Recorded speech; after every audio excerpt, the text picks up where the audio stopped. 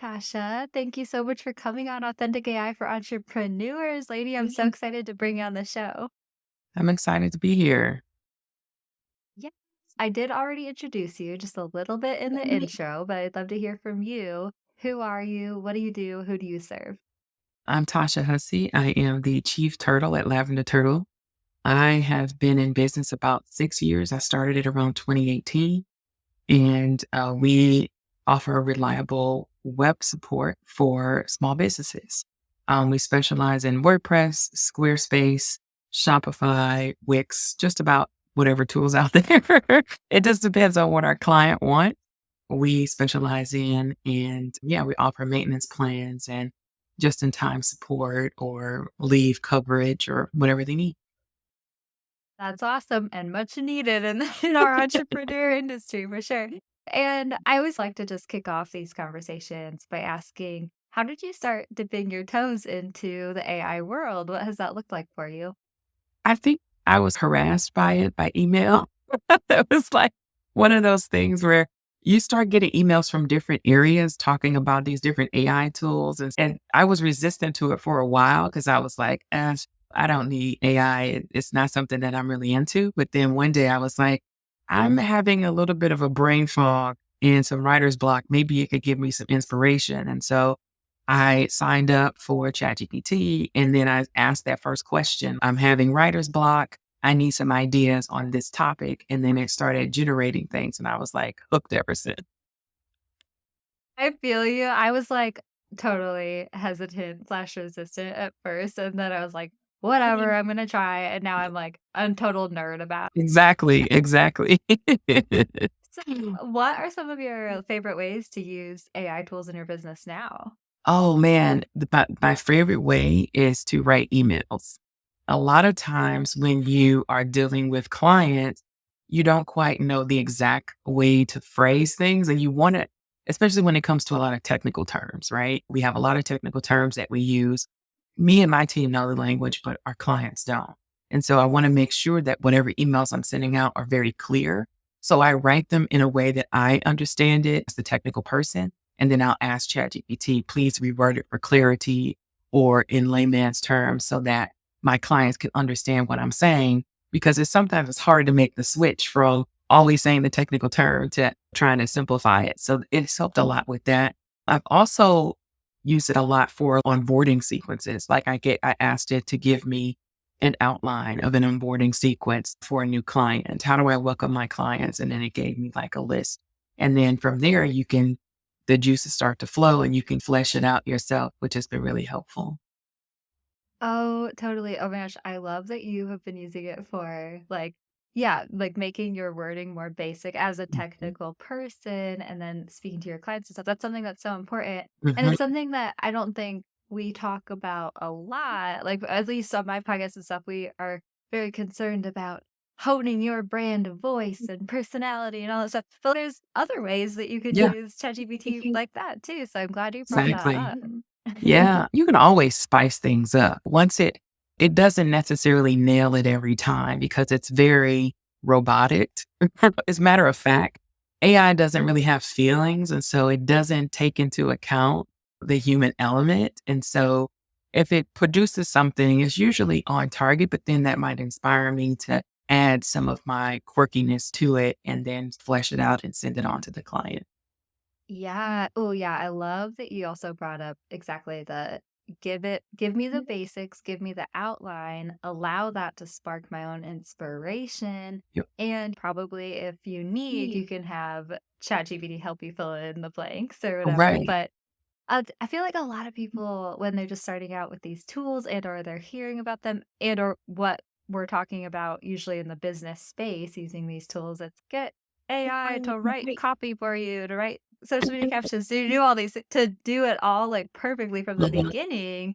But that's one of my favorite ways to use it too, is more Mhm. so the outlining. I'll get Yep. started, I'll let it spark inspiration. And then if I get stuck, I'll go back to it. Exactly. And now that I'm revisiting the redesign of my website and the places where I get stuck the most is describing the services. I know what I want to offer. I know the feeling I want my clients to have when they get the service.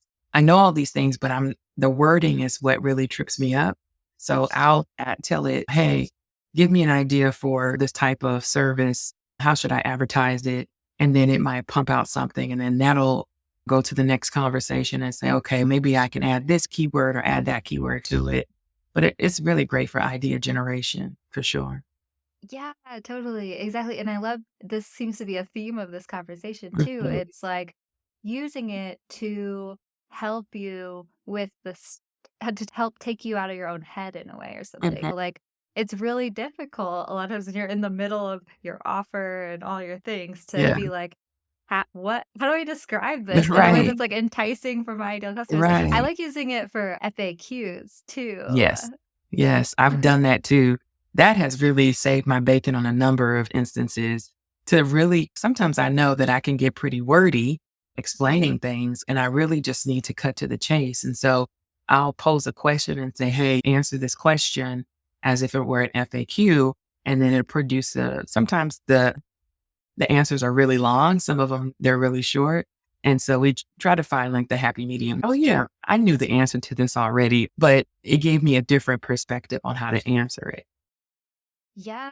Oh, I love that so much. Have you been using ChatGPT or AI tools with your client work at all or anything like that? So I don't use it for client work because most of what we do is web development. And so with code, it either is or it isn't. It either works or it doesn't. There really isn't a lot of gray area. Now, there have been some times where we have came across some challenging things that we've never done before.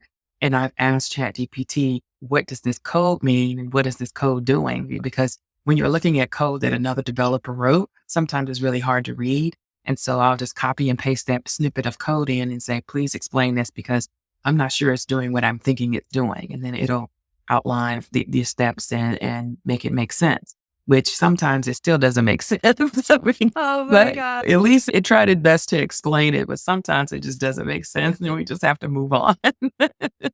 And it's best. I love that. Oh gosh. Okay. Yes. Tell me if I don't know if you have any more to share about that, but I have heard some like web designers and developers somewhat I've heard like two sides of the story. Either people are like, oh yeah, it's awesome for helping with Mhm. code, or they're like complaining about it and being like, I don't think it knows what it's talking about. Or I interviewed one woman, she was like, yeah, I've heard on some like forums and stuff, web developers saying they're like threatening ChatGPT to I forget exactly what it was. I think it was, like, giving it too long of an answer or not finishing Mhm. an answer. Maybe Right. that was it, not finishing a good so do you have any thoughts as far as that from a web development perspective?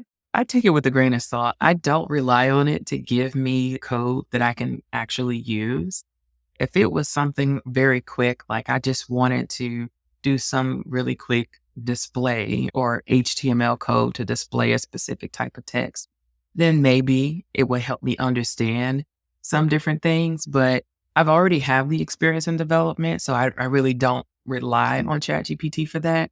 Now, if it's something I've never come across, again, I would go in and say, hey, can you explain this to me? But yeah, I wouldn't rely on it to give me usable code because that could get you in a lot of trouble, right? If you go in and you say, hey, write me a program that does X, Y, and Z, and then it pumps out something, and then you deliver that, and who's to know what's in that code, or especially if you don't understand it. So I would definitely agree that I don't know. I don't think so. I would definitely just reach out to another developer before I use AI for that. Yeah, totally, and I love the point you're bringing up as well, where it's like the whole conversation this comes up a lot in these Mhm, conversations too, but the whole conversation of, "Is AI going to take our jobs?" And my whole perspective from I haven't ran into an industry yet where AI will take your job mhm, from you, and instead, I think it's, like, better to embrace, "How can I use this as an expert?" Right? Because exactly what you said, whether it's a copywriter, whether it's a web developer, if someone who doesn't already have that expertise, like if someone tries to use mhm, ChatGPT for that, it's not going to be the mhm. same and or it might get you in Right. trouble like you're saying. Yeah, and I've thought about this too because a lot of people have asked this question. If AI can do what you're doing, why do I need you? And I say to that, AI cannot do what I do, right? there's a certain, in essence, that you bring to everything that you do. There's something very special about the way you do things and how you do those things. And I always tell people that no, you can't be me and I can't be you, right? We can do the same job and have the same responsibilities and the same tasks, but we both perform them at different levels and we both perform them in different ways. You bring a certain level of creativity to your role, and I do the same. The problem is that when people think that AI is a replacement for a human being, it's just not the case because human beings are needed to actually program the AI. And AI will only do what it's told. It doesn't just randomly start spitting out code and sending it to you and say, here, give this to your client or send this email. So I think that AI is only as good as the people who have created it. And so I am not concerned that I'm going to be replaced by AI or be replaced by a script. It may automate some of the mundane tasks that I perform, and it may free up time for me to focus on things that I really want to do. But as far as being afraid that AI is going to replace us, no, it's not going to happen. They might get more advanced, yes, but I'm not concerned that they're going to replace me because at the end of the day, there's a human element to everything that we do. And people love connection. And AI just does not provide that connection that human beings ultimately want. Yeah, so true. I was just like in my head thinking, oh man, if I would be nervous to try to mess with my website with ChatGPT, like there's a comfort Right. level too, I'm Yeah. sure, when it comes with your job of Well, having someone, I'm not gonna mess with my website, I'm not gonna mess yeah. with any of my email Right. things, like the domain stuff. I'm like, I don't know. Right. I would much rather have a human. I can like go Mhm. back and ask the questions and be Right. like, is this correct? I don't wanna screw Exactly. everything up. And like you said, it's about time that we embrace it because when you go and ask ChatGPT a specific question, you really would have to have the experience to know whether or not the information it's giving you is correct or accurate, or even along the lines of what you're looking for. I couldn't all of a sudden call myself a lawyer and start looking up cases through ChatGPT and call myself an attorney or I want to represent you and all these things. Like I would have to have some foundational knowledge in order to know if it's really accurate. And that's why it always tells you, take it with a grain of salt. Like it's going to be wrong sometimes. And that's okay. Don't use it as the end all be all. Oh, totally, and it's hilarious you brought that up. There is I don't know if there was that case of Yeah. the lawyer trying Yes, to the and we're like lawyer. so even the experts get it these tools This are wrong guy, he sometimes, was probably making but a killing. He was just pumping out stuff left and right. Oh yeah, I'll do this for you. And then you just oh, see yeah. him just typing away at night and doing all his work, and everybody's wondering, wow, gosh, Bob is so fast. Does he do it? Why does he do it? Superhuman. And he's probably around telling everybody, oh, it's Red Bull. Rental. Oh my I'm imagining ChatGPT gives me wings complete Exactly. stuff. Oh my goodness, I love that. So, is there any, like, quick tips that you Mhm. have to share, anything like that when it comes to this? Yeah, I would say treat GPT like or AI in general, like a personal assistant that's always available, that like a wealthy assistant that has unlimited funds and will work as much or as little as they like. And all you have to do is just pick up the keyboard and give them a little chat. And so when you're talking to AI, for example, with ChatGPT, when you start a chat or a session, it remembers the conversation. So you don't have to keep giving the same context over and over. So what I do is I started off trying to perfectly craft the message that I wanted or the direction I wanted to give, when in actuality, grammar, spelling, and complete sentences don't matter. I have asked it all kinds of ways. Sometimes I just need an answer. And I'm like, what is blah, blah, blah with no punctuation, no capitalization, no anything. And it still gives me the answer. So that takes the stress off of overthinking what it is that you want to ask AI to do for you. So if you remove that requirement that this is not an essay or English class, nobody's watching you give these directives. So you can take that out and just ask it just like you would a friend in whatever dialect you used or little metaphors that you use or whatever. The other thing I would say is that as you get your responses, you can refine those responses. So if you're not completely satisfied with what it said, you can go back and say, hey, I didn't like what you said. Can you clean it up a little bit or say it a little nicer or add this particular keyword into it in the description or put it in this point of view or say it from this perspective, and it'll continue to refine it until you're satisfied with it. So that was another thing. And then the other thing I would say is you can use it for organization, project management, task management. So if you're working on a project and you want to get an outline of how this project flow is supposed to go, or if you want to create an SOP, that's the way to go. So, especially if you're working internally on a team and you need to train someone else to do what you're doing, a specific task, you know how to do it, but it's really difficult to start putting it down on paper. So, you could ask it to create an SOP for a specific task, and then you flesh it out, and then you can share it internally with the team. So, that saves a lot of time in that regard. I use that quite a bit because I already know the process in and out, but I need to get it done. So, ChatGPT will help me get my thoughts together, and then I can go in and correct it in the spaces that are unique to my business. Yeah. Oh, I love that specific example, the SOPs too, because I feel like every time I interview someone new, like a new interesting way Mhm. is brought up. That's, oh yeah, of course Yeah, we could of use it for course. that. Yeah, And yeah, I feel like too, a lot of times people do really think about the outward content, and that's what they're all concerned about and all the different stuff, which I love because I geek out about trying to hone your brand voice with right. ChatGPT and stuff like that. But there's so many back end Mhm. things that it can use that you can use it for that are so freaking So helpful. many. I've asked it to create a content calendar, like a generic schedule. I've asked it to create me a business calendar of all the different due dates that we have throughout the year.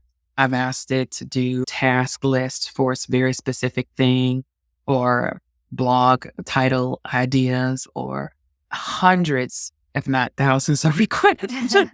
I think at this point, ChatGPT is like sick of me. Oh my gosh, lady, I interviewed another awesome ChatGPT lady too, Mhm. and she was saying I was cracking up because I think I use it a lot. You think you use it a Right. lot, and she was like, "I was running out of messages and requests for my pro account, so I made 2 pros accounts, but then I ended up making a Teams account so that I could have I could and I she was like, "Because I could send it like Yeah. 150 messages in an hour and stuff," and I was Right. like, "Okay, cool, yeah, like, we're all like, Yes. what however much we use it is Right. great," but yeah, I think another thing that a lot of people don't realize too is that it can give you its responses in different formats, such as creating a chart or Yeah. a table or something like that for the Sure. content calendars and whatnot. There's all these there's possibilities that we don't even So think of many. until we hear them. Yeah. And you know what? It's also interesting that I've used it for is to summarize data. So sometimes I'll have a lot of information that I need to sift through and I'll just pop it into ChatGPT. Please summarize this, especially with meeting notes and that kind of stuff. If I'm taking a training or something like that and I have a resource, I'll say, hey, can you summarize this? Give me the highlights. And then I'll take the highlights and send it back to the client and say, here's what we talked about. It's the same thing that Otter.ai uses when it records your conversations, right? But if you're on a free plan, then you could use something like your notes app on iPhone and it'll record or transcribe it. And then you can take those notes and pop it into ChatGPT and say, please outline this for me. And so that it makes sense. And that really helps a lot too. And on top of that, I can ask it to pull out the action items. Any action items that we mentioned throughout the meeting, you can pull those out and put those in a separate area. So that's another good way to do it as well. But summarizing data was really a cool experience too, because I just popped in like a bunch of numbers from a spreadsheet and it puts it in plain text or whatever. And it went through and summarized it. It was like, oh, you've got this here and you've got an average of that there. And I was like, oh, that's really impressive. And then I went back to double check it in Excel. Some things were off, but a lot of them were on target. So yeah, so many different Oh. ways you can use it.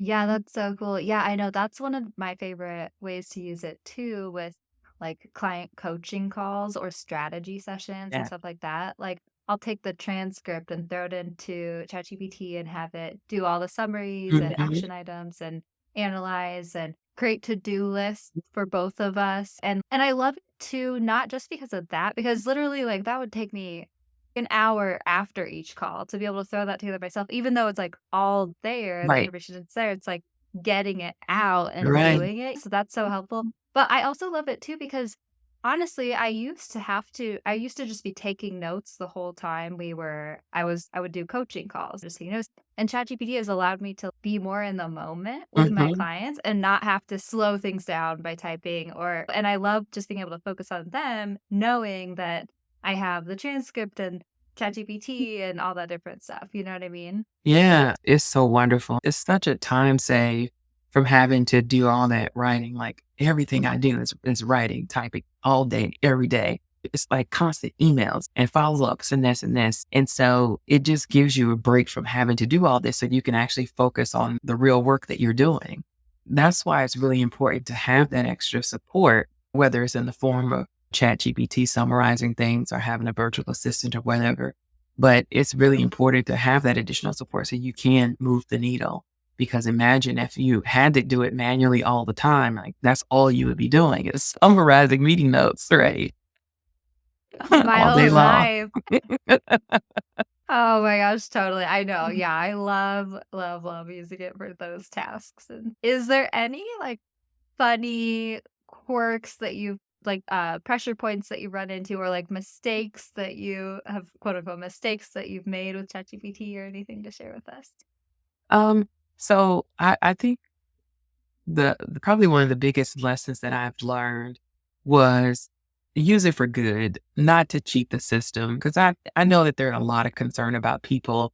How do I know that you wrote this particular thing and you just didn't have AI do it for you and that sort of stuff? And really, even though they have these things that are supposed to tell you whether it is or isn't AI, they're not always accurate because sometimes I put my writing in and it's, oh, it's 10% AI. And I'm like, wait a second, no, I promise you it wasn't. So I would say that the best thing is that not to use it for nefarious purposes, but to use it to inspire you to do greater things, right? Because it can't replace your knowledge. It doesn't know what you know. It only knows what it's been told. And so you have to take that information and say, how can I best leverage this to improve who I am and not it be a replacement for what I do?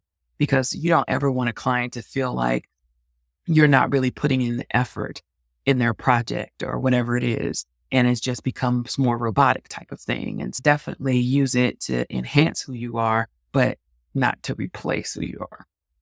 Oh, that is such a good reminder. And yeah, I know it's like kind of crazy. I've heard from several guests that either their client thinks that it was like made by AI or like they use one of those tools and they're like, it says it's AI, but it's not. Finding the truth of who you are, Mhm. using it for good, getting comfortable with the way that you use it and Right. whatnot.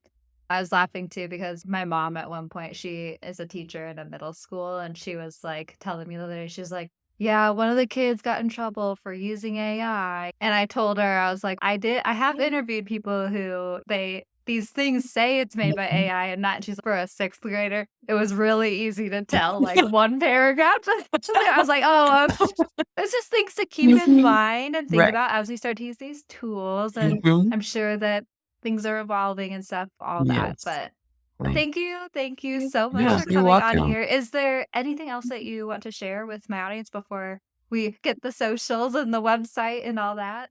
No, I think just if you're on the fence about using AI, give it a try and see how it goes. You can start as simple as just asking it to create a task list for cleaning your kitchen or doing a deep clean, something super simple that won't like stress you out. Don't feel like you're cheating on the business by using it. Just have fun with it. It could even create a game for you to play or tell a joke or something like that. So just have fun with it. And then it'll eventually inspire you to do other things. Yeah, ChatGPT dad jokes, man. Yes. Oh my goodness. I sometimes I Oh. have it if I'm like in a bad mood and I just want to laugh, I'll ask it to write a really mean email just so I can Oh, see what it would do. But I'll say write a really mean email to a very condescending client, but say it professionally type of thing. And then it'll pump out this email and it's just, what? That was really mean. But oh. it was so professional. It was like, oh, that's chef's kiss. Or I'll say, write an email, but in the voice of Myra from Schitt's Creek. And then it pumps out these messages. And so you can make it sound like whoever you want, like their whole style of things, which is pretty funny. Oh, I love that so much. I'm gonna do that. I also feel like that is, like, now has to be one of those regular posts for authentic AI social Right. media or something, just, like, hilarious emails or Yes. whatever. So Oh, fun. I love that. Okay, thank you so much. Can you please share how everyone can connect with you and find out more about you? Because I know they want to. Yeah. So you can find us on Instagram at Lavender Turtle or on Facebook at slash Lavender Turtle Creative. Or you can send me an email at Tasha at lavenderturtle.com or go to lavenderturtle.com to the website. Hey, Wonderful, pretty Tim for the easy. updated version of it. Hey, awesome, and we'll link everything below, but thank you so much. Thank you. It was fun.